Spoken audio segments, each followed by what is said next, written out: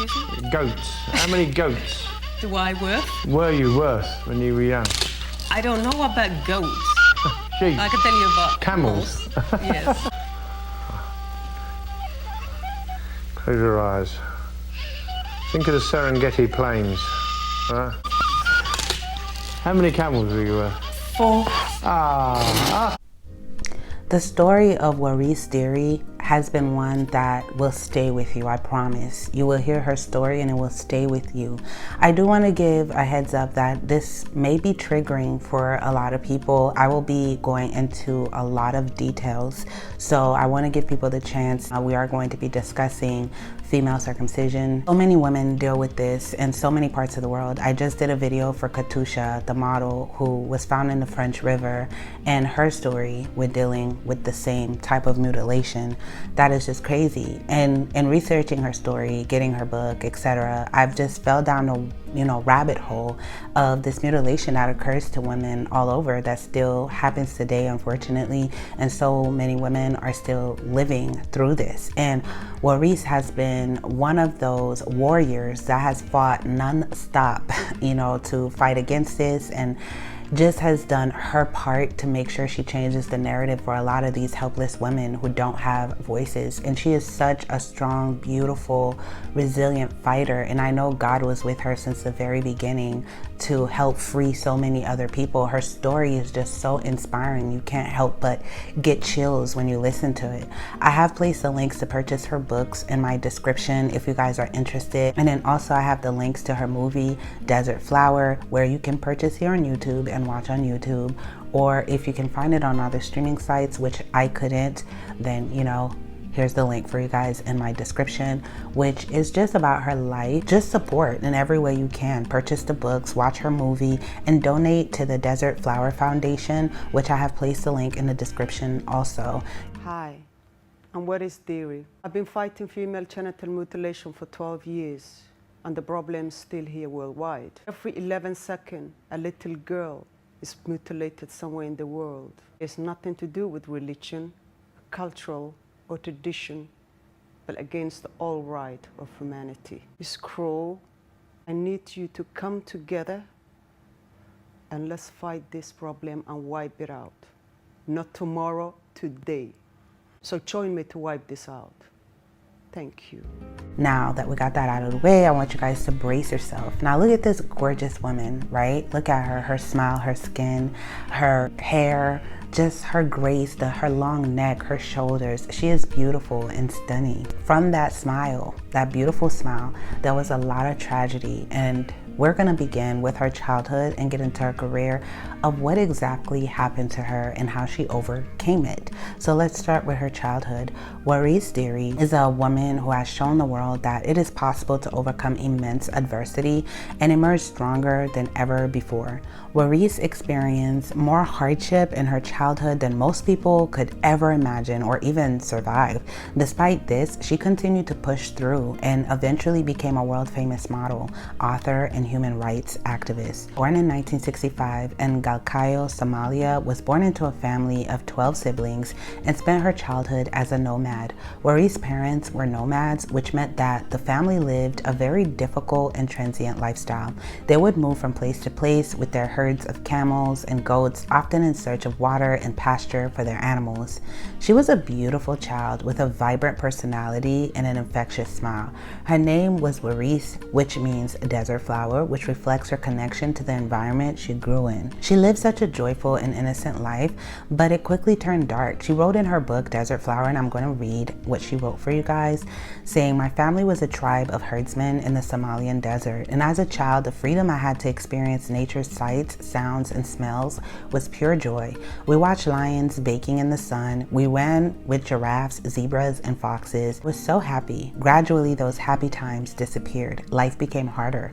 By 5, I knew what it was to be an African woman, to live with terrible suffering in a passive, helpless manner," end quote. After the tender age of 5, Waris endured the cruel practice of infibulation, a form of female genital mutilation that involves the removal of external genitalia and then stitching the vagina shut. Infibulation is widespread in Somalia, where Waris' family originated, and despite the excruciating pain she endured, Waris endured in silence as it was considered taboo to speak about this type of practice.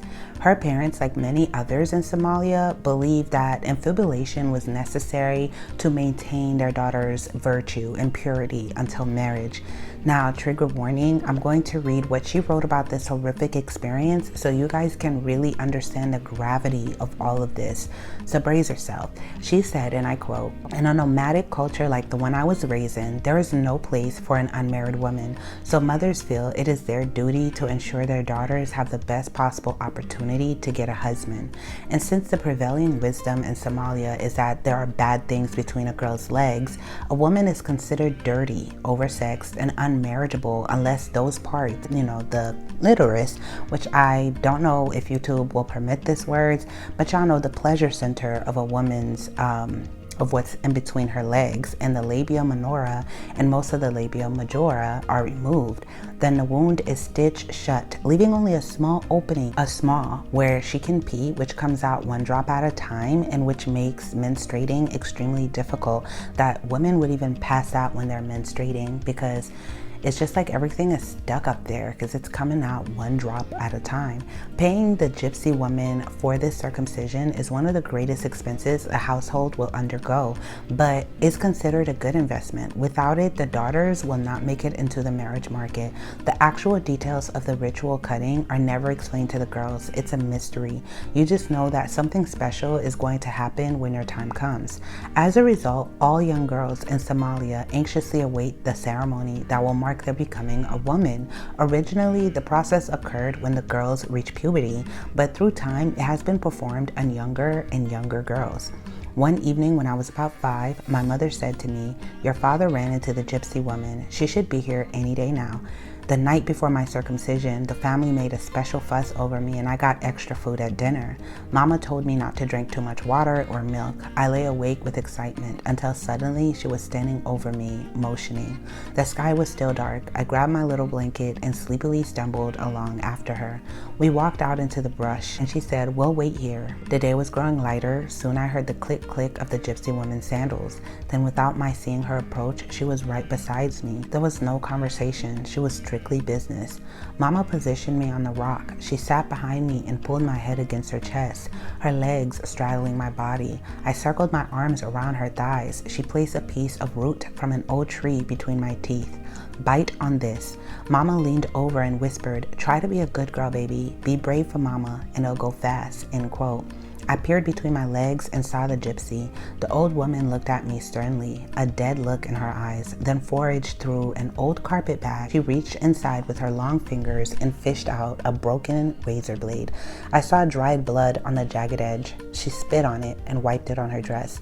While she was scrubbing, my world went dark as Mama tied a blindfold over my eyes. The next thing I felt was my flesh being cut away. I heard the blade sawing back and forth through my skin. The feeling was indescribable. I didn't move, telling myself the more I did, the longer the torture would take.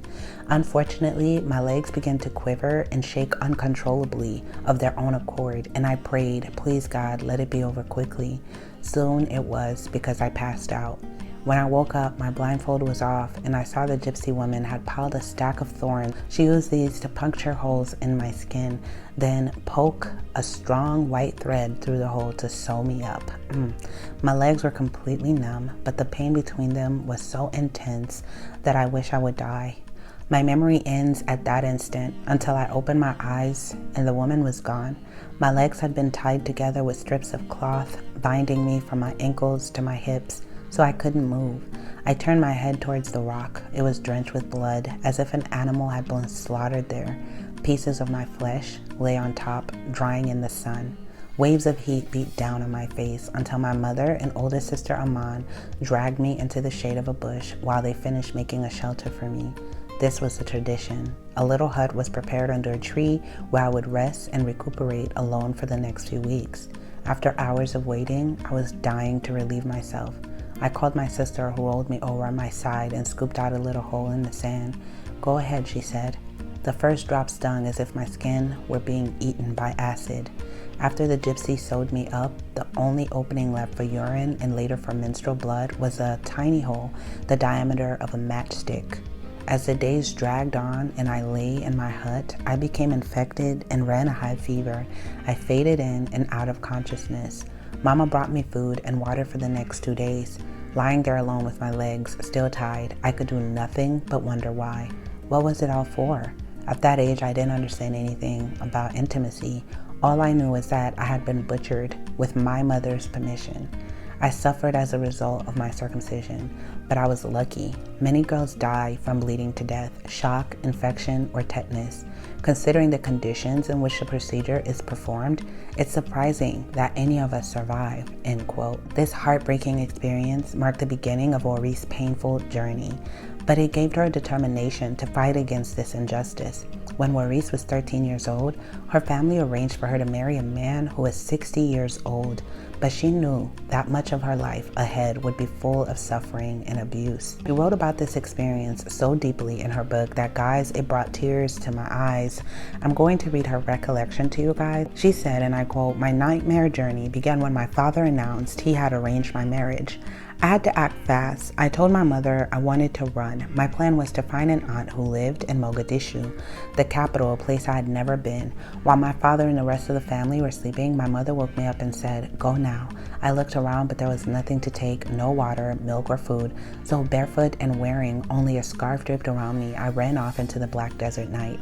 I didn't know which direction led to Mogadishu. I just ran, slowly at first because I couldn't see, but as the sky lighted, I was off like a gazelle. I ran for hours.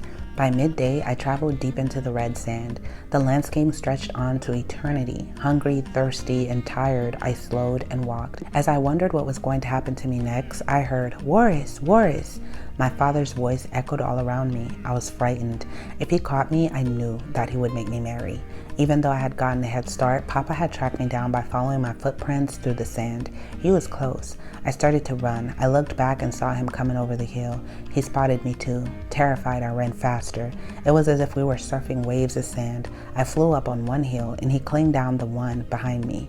On and on we continued for hours until I realized I hadn't seen him for some time. He no longer called to me. I kept running until the sun set and the night was so black I couldn't see. By this time I was starving and my feet was bleeding. I sat down to rest and fell asleep under a tree. In the morning I opened my eyes to the burning sun. I got up and continued to run. And so it went for days. Days marked by hunger, thirst, fear, and pain. When it grew too dark to see, I would stop. At midday I'd sit under a tree and take a nap. It was during one of these naps that a slight sound woke me up. I opened my eyes and was staring into the face of a lion. I tried to stand, but I hadn't eaten in days, so my weak legs wobbled and folded behind me. I slumped back against the tree that had sheltered me from the merciless African sun. My long journey across the desert had come to an end. I was afraid, ready to die. "Come and get me," I said to the lion. "I'm ready." The big cat stared at me and my eyes locked on his. He licked his lips and paced back and forth in front of me elegantly, sensuously. He could crush me in an instant. Finally, he turned and walked away. No doubt, deciding that I had so little flesh, I wasn't worth eating. When I realized the lion was not going to kill me, I knew that God had something else planned for me. Amen. Some reason to keep me alive. What is it, I asked as I struggled to my feet. Direct me. End quote. My heart, I cannot even tell you, okay? Thus, she decided to run away to Mogadishu, Somalia, to escape this forced marriage. And when she arrived, she stayed with relatives for a while. She found her sister who had ran away also, who her mom had a good heart because her mom did help the girls escape, the forced marriages and stuff. And she lived with her sister for some time and worked in her house, etc., but then went on to live with an aunt. Luckily, her uncle, Somalia's ambassador to the United Kingdom, was in need of a maid and offered Waris the job. She worked for her uncle in London, earning little pay, but when her uncle's 4-year term ended, Waris was left without any income and ended up in an unstable housing arrangement before renting a YMCA room. And she wrote about this experience, which I'm not going to read the full detail for you guys, that's just too much. But she was basically cleaning the house like a little maid in their house. She went through a lot, but she did what she had to do, worked until midnight and would sleep, and just was like a little maid. And they left her behind because she did not want to go back to Somalia when her her uncle's term was up, so she hid her passport and act like she couldn't find it. And when they was like, what are we gonna do with you? She's like, y'all can go back to Somalia. I'm staying in America. So essentially she became like homeless, just wandering around, until this African woman decided to help her and, you know, tell her, hey, you can get a room at the YMCA, which she did, and just started her life. I'm telling you, this woman has been through it. She has been through it. Reflecting on her childhood, Waris said, when I think back, I don't have a lot of happy memories, but I'm grateful for what I have today. It makes me feel like I am alive. Waris' childhood was full of pain and challenges, but her resilience and inner strength helped her become an outspoken advocate for women's rights and against female genital mutilation. Her personal experiences are powerful. Now, in terms of her career, God was on her side. A young 18-year-old girl, out of the blue, she catches the eye of photographer Mike Goss. He convinces her to step in front of his camera. This encounter sparks the beginning of her journey into the world of modeling. Many agencies were skeptical at first, claiming there was no demand for black models and she was just too dark for them to photograph, but Goss believed in her and just thought she had the most gorgeous profile and was like, no, we got to get this girl in front of the camera. He helped her assemble a portfolio and find representation. She soon became a sought-after face, appearing in campaigns for leading brands like Chanel, Levi's, L'Oreal, and Revlon. She strutted down runways in fashion capitals like London, Milan, Paris, and New York City, and featured in renowned magazines such as Elle, Glamour, and Vogue. Her life and career were further documented in a 1995 BBC documentary titled A Nomad in New York. And in 1997, at the peak of her career, Dirie bravely shared her experiences of undergoing female genital mutilation as a child with Laura Zeev of Marie Claire.